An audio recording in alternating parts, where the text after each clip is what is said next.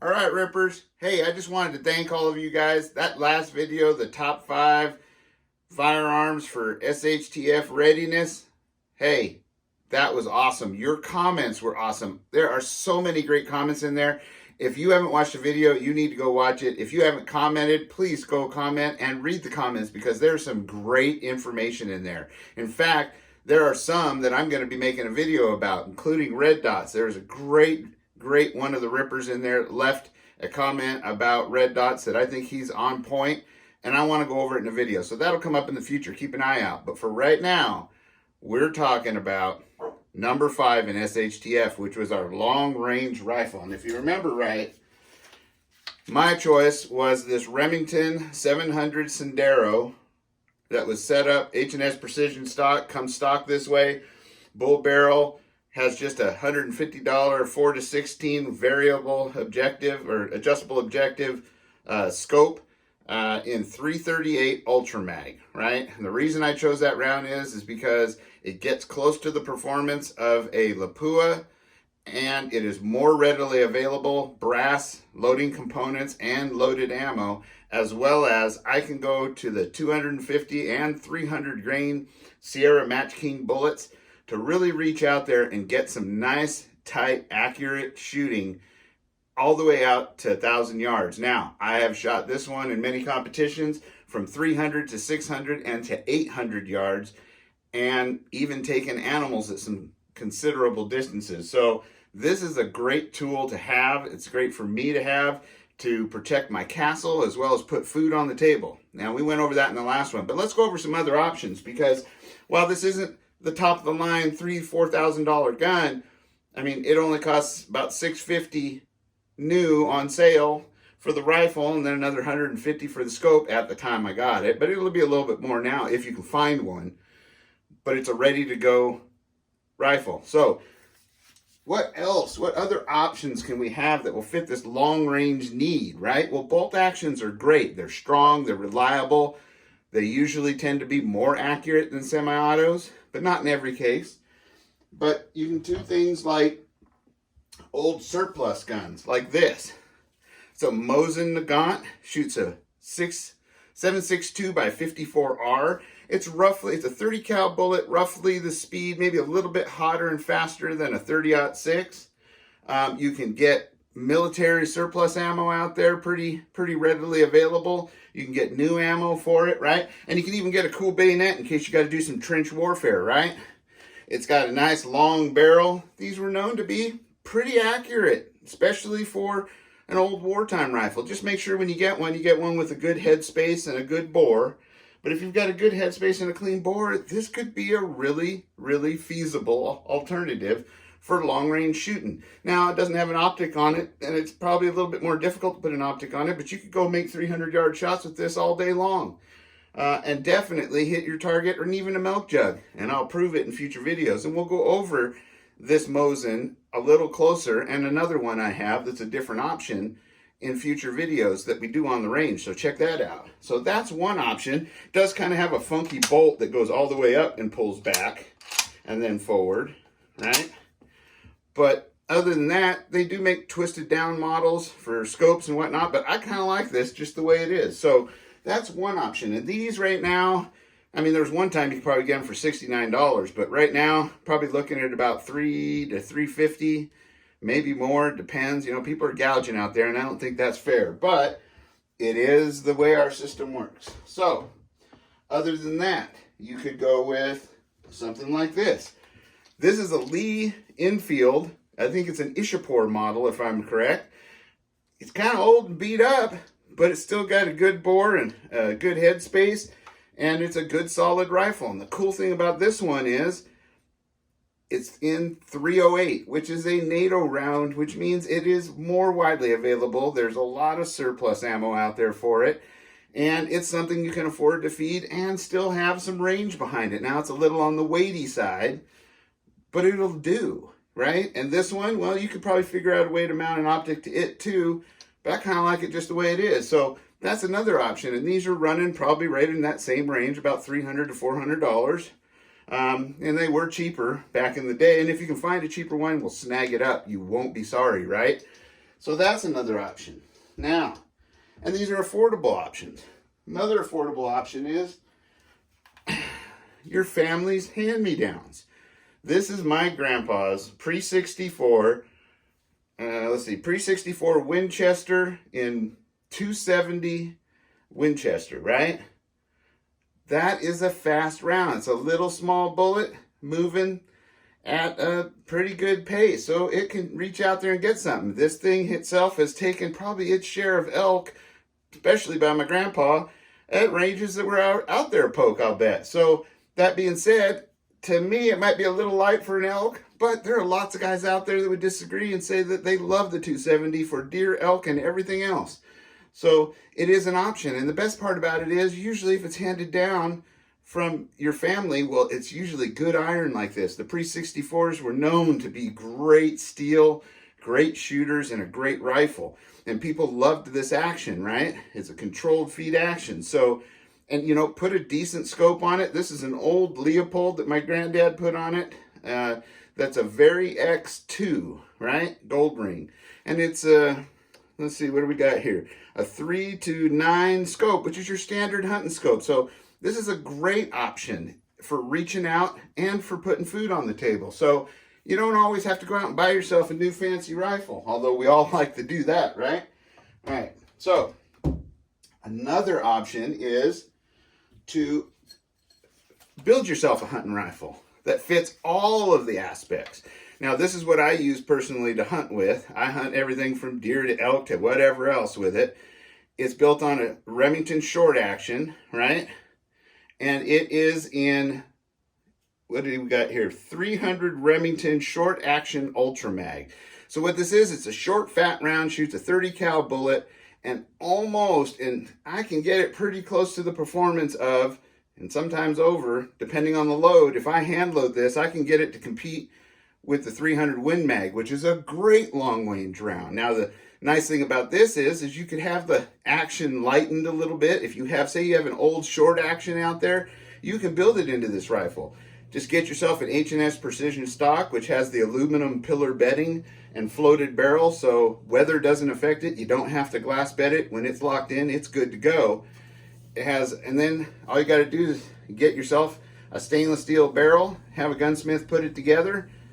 With this, I went with a lighter contour barrel because I wanted to scrub weight from this, and I put a muzzle brake on the end, as you can see. And it's just a wonderful rifle. It doesn't weigh much, and I will say this, on this one, back then, when I was doing better, I splurged for the optics. This is a Leopold Mark IV, Mark IV Very X3 or something like that, gold ring. This thing is awesome. It's a 30 millimeter tube, 50 millimeter front bell. It is a 4.5 to 14, which is perfect for shooting close in and all the way out to long range. And you don't need much more than 14 power, to be honest. Otherwise, you start getting into things like mirage and seeing your heartbeat a lot more. There's a lot of factors when you get blown up, especially in hot weather. Now, this does have an adjustable objective that's on the side. I really like that over the Bell one, and it has a 30 millimeter tube. This thing gathers light that what you think is dark, when you look through the scope, it looks like dusk, not dark. So there's still plenty of light that this thing gathers, hence the reason for the sunshade on the front, because when it's really sunny, you need to cut some of that light down because it can interfere with the scope. So this is a great way to go and a great option to go, and this is something I could use from small game, like deer, that kind of stuff, antelope, all that kind of stuff, all the way up to varmints, to long range elk, or even long range shooting if needed. It does have the ballistics to do it, and as long as I'm not making repeated shots, which you shouldn't have to long range, the barrel won't heat up too much, so the smaller barrel will work just fine. So that's an option for you if you're looking for an excuse to build a rifle. And if you are, I know the guy that can do it for you. Contact me on the email. So next would be another bolt action. This was my hunting rifle, which I then passed down to my kids to hunt with. But this is a Model 700 short action, just the way it comes from the factory. This was a not expensive rifle. This was just a regular nylon stock on it. It has a regular contour barrel, stainless steel, so you don't have to worry about rust. I just put a $150 weaver on there, which are probably about 200, 250 now, and it's a 4 to 16 power. Again, probably a little bit over what you need, but it's a great scope, has a nice reticle on it, has adjustable objective. For what you get for the price, you get a lot for your money in a weaver like this.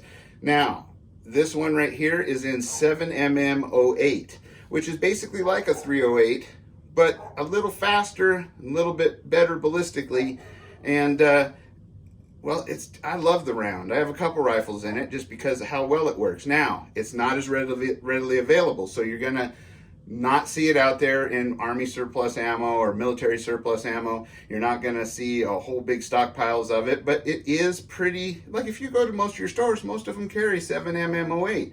So it's a great option as long as you can get ammo. Now, I did upgrade it, and this is a neat upgrade. A friend of mine, his name's Kevin Wyatt, Wyatt Outdoors, he's also the gunsmith I was mentioning, designed this option right here. This is a magazine release that replaces your trigger guard and your shell plate and makes it a magazine fed bolt action. Holds 10 rounds of 7mm08. I mean, who doesn't need more ammo, right? You should only need to take one shot, but it's always nice to know you've got 9 more to go, right? And it allows you to carry other mags that you can take and reload into it if needed. So say you're out making a long shot, but now you got to skedaddle and there's zombies everywhere.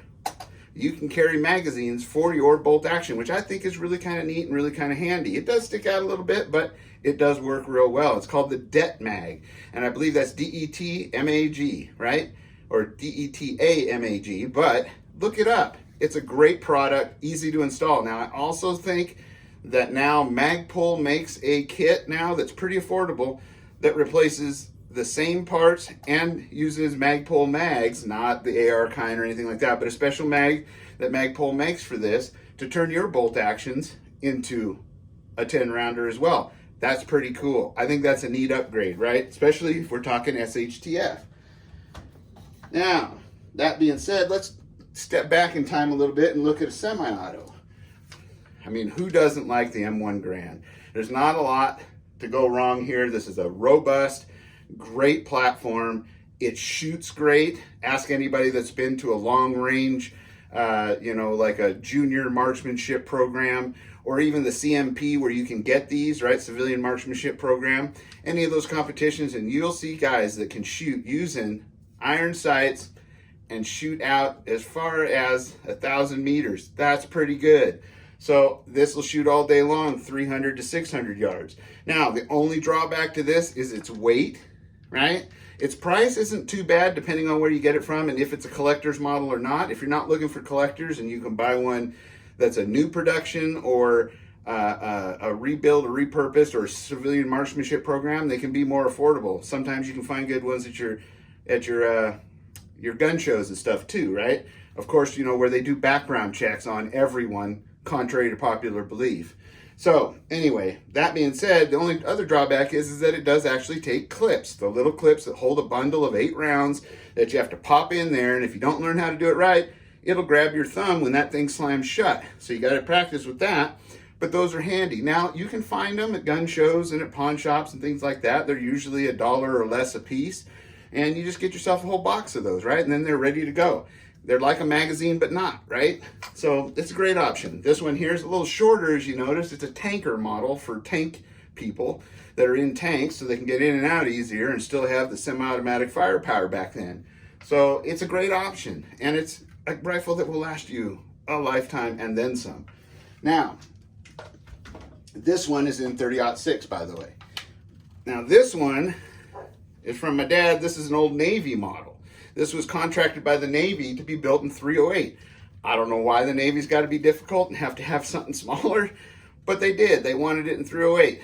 Probably because they used a lot of other 308 and other stuff, and well, that's just what they wanted. And so this is a Navy contract 308, which is a readily available round. You're going to be able to find it in military surplus and all of that. And a heck of a shooter. I mean, if you've ever busted water jugs or watermelons with this thing, it's a lot of fun. And with the 30-06 as well. So this is a great option as well. It has a little longer barrel, so you get a little bit more accuracy and a little bit more range out of it, a little velocity, and something to think about. If you have one, or maybe your grandpa's got one he wants to hand down as well. That's a perfect thing that will work in those situations. Now, what we haven't talked about yet is semi-auto. And is there a place for it other than the Garands? And yes, there's what's called a designated marksmanship or designated marksman rifle, right? That being said, this is my designated marksman style rifle. I had this one. It's made by a company called Hunting ARs. They make them in any caliber you want. They use black hole weaponry barrels. This one is a 3 landing groove target barrel. I think that's awesome. There's a lot of advantages to that. We can go over that in another video, but it's 3 landing groove, has a AAC muzzle brake on the end to help with recoil, as well as I can put a suppressor on the end, and this thing is really pretty quiet. And it has a heavy contour barrel as well. Full floated tube, of course, on it, and it is in 6.5 Creedmoor. Now, I know some of you are going to say, well, 6.5 Creedmoor, wouldn't 308 be a better choice because of the more availability? And I said, well, yeah, it probably would be, because I could use more military surplus rounds and things like that, and probably be able to find rounds in SHTF easier. But 6.5 has made quite a stay here, and there's quite an availability out there, and you can always reload it yourself as well. So it is a great option, and it is just a hair better than the 308. When I shoot this alongside a 308 version, the 308, it's not quite the laser as the other one. It has a little bit more drop, and this 6.5 is just, I mean, this is a half MOA AR-10 style rifle all day long. So it really does make a difference, but it's not enough to where if you had only the 308 to choose from, I'd get the 308 because you are going to have a little bit more variety of ammo. Now, that being said, this one here, adjustable stock course, Magpul furniture. I have my 45-degree flip-up sights in case the electronics give away in this, because this has another one of those Burris systems I talked about on there. This one's the MTAC, so it has a range-finding reticle in it. It's only a 1.5 to 4 power scope, so even if you pull it up on full power, you're still not so narrow in your field of view that you have to hunt for your target. It also, for close range, has a red dot that rides there, or you could ride it on a 45 on the side. This just comes with it, so I put it on there with it. It also comes with the one-piece quick detach scope mount, so you can just take this whole unit off, move it to another rifle, or just take it off if it's not working, throw it in your pack, and use your iron sights or your your iron sights. So it has ambidextrous charging handle, and an important part on a designated marksman rifle, I think, or any rifle, is a nice 3.5-3 pound trigger. And I like a single stage, so that I know when I touch my finger on it, all I have to do is put a little bit more pressure and it goes off. But you know what? There's nothing wrong with a 2-stage. A lot of people like that little bit of take up, so they can kind of take it up and know where they're at and then break the shot. It's kind of like Chevys and Dodges and Fords, right? There's nothing that is better than the other. It's just a matter of what you like. You can have 20 to 25 rounds in this as well. And it's built, like I said, on the AR-10 platform. This upper is what I purchased, and then I built this lower, which is just a Palmetto State Arms lower, and put the parts I wanted in it, except this one does have an ambidextrous magazine release. And I can tell you what, this thing is wicked accurate all the way out to easily 600 yards plus. And I mean, you can make an 800 to 1,000 yard shot with it, but we're talking money from 600 and in. And you don't have to really work on your elevation much to get there. So this is a really, really great choice, is to build yourself a specific designated marksman rifle. And why? Well, because this could be used from hunting to home defense to battle rifle if you have to get out of dodge and you're doing pulling security or something like that, and your long reach overwatch or long range shooting for hunting, right? This will do it all. And that's an important thing to think about when you're out there choosing. So I hope that this helps you all kind of think of the questions. You know, this isn't about me telling you what the perfect rifle is and what you should buy, because anybody that does that, well, it's really not fair. Because everybody's different. Everybody has different needs, different abilities, different skill levels, different, things they can and can't do, different physical abilities, right? So you need to get the option that fits you best for long range shooting for your number 5 choice of SHTF firearms. And you need to just know, I hope this helps you figure out the questions you want to ask. What are you getting it for? What does it need to do? How many roles is it going to play? What is the availability of ammo? What recoil can you handle? All of those questions, and the ones you guys are going to put in the comments that I didn't think of, this is to help you figure that out. So if you are going to get a long range rifle, make your choice for it, because you do not need to buy $1,000 of setup to have a rifle that drives tacks at 100, 200, 300, 500, 800 yards, right? Because I have actually won many competitions in the beginning with a Savage 110 Varminter series, which had the heavy barrel on it, nothing special, and a Weaver scope. So don't be talked into getting something expensive unless, of course, you can and you just want to because it's cool, right? But you don't need to. So that being said, be safe, be secure, always be aware of your surroundings, and be getting ready and prepared for anything that may come your way. And if you can carry, be sure you do. And if you can't, look into how you can and be fighting to get to a moved up so we all can, right? Because it is our rights. Until next time, adios.